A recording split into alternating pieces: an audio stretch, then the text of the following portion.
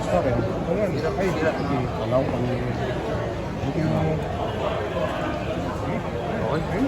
Mark, daming bago sa inyo, bagong jersey, bagong coach, bagong sistema, bago lahat. So, yun. Para sa akin is wala namang bago.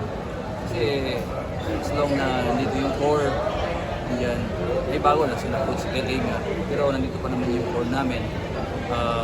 Based ni coach na sa time na nasiguro namin ngayon na makabalik kung saan kami dapat, sabi nga ni coach sa amin. Pero hindi naman yung ginagawa lang, sinasabi lang, hindi tinatrabaho rin. Kita nyo naman paano kami magtrabaho ngayon. Excited kami lahat. Especially nakikita namin si Coach LA kung ano yung dadali niya sa team namin. So kami rin mga seniors na nandito, yung mga veterans and mga rookies namin, yung mga sophomore na nandito. So lucky lang kami sa anong napagbigay ni Coach LA na taas sa amin, sa bawat isa. Kasi isa lang naman yung goal namin is gusto namin manalo. Yun lang naman yung goal namin.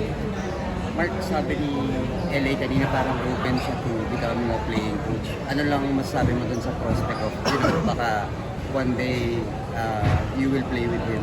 Yes, kasi nga, nagulat nga ako kanina eh. Nag-5-on-5 teammate kami dalawa kanina eh. So sobrang happy ako eh, na alam mo yun, nang usually sa kalaban. Diba? Pag sa mga PBA, kalaban ko na siya eh.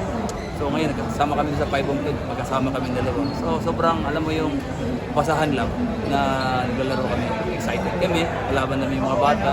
So itong practice namin, kahit pagod kami kanina, pero nag-i-enjoy kami kanina sa practice. Ano si LA kanina? Yung practice nyo? Ay, grabe nga si Colin eh. Kasi tinatrust talk namin yung mga bata eh. Sabi ko nga, 21 years na sa PBA yan. Sabi ko, hindi nyo na makaisahan yan. Makita mo talaga yung passion niya talaga sa laro. Tapos makita nyo yung paano siya mag-isip. Kasi yun talaga yung nakita ko kay LA. Going sa career niya, nakita ko talaga gano'n siya ka-smart sa laro. Kung naglalaro na. Akala mo lang siya ngayon, kakaedad. Pero di mo alam yung experience, nakikita mo na nagugulat nga kami.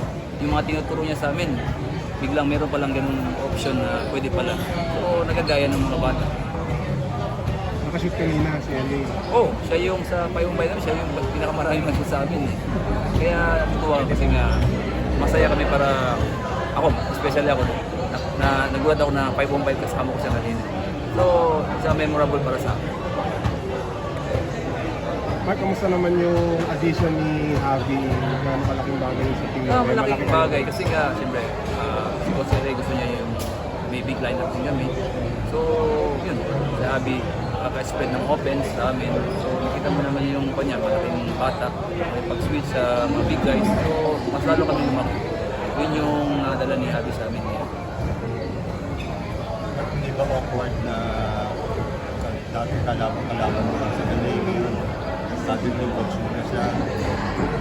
Ako naman is parang professional naman ako eh. Kasi lahat naman ng naging coach ko.